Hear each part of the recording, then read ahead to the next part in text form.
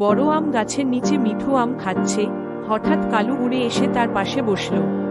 কালু বলল, আমার গায়ের রং কত কালো আর চকচকে, আমি কত দ্রুত উড়তে পারি, আম খেতে তোমার মতো সময় নেই। মিঠু শান্তভাবে বলল, সুন্দর হওয়া বা দ্রুত ওরা বড় কথা নয়, বিপদে একে অপরের পাশে থাকা আসল কথা। কালু হেসে বলল, আমার বিপদ কখনো হয় না, আমি অনেক শক্তিশালী। হঠাৎ আকাশ কালো হয়ে গেল, ঝড় শুরু হলো।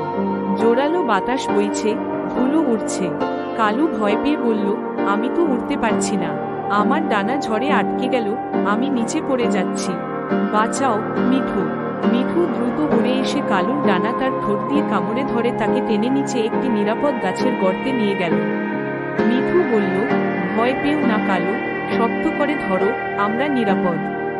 বাইরে ঝড়ের বৃষ্টি পড়ছে, মিঠু আর কালু গাছের গর্তের ভিতরে বসে আছে। তারা একে অপরের দিকে তাকিয়ে শান্তি পাচ্ছে। ঝড় থেমে গেছে, রোদ উঠেছে।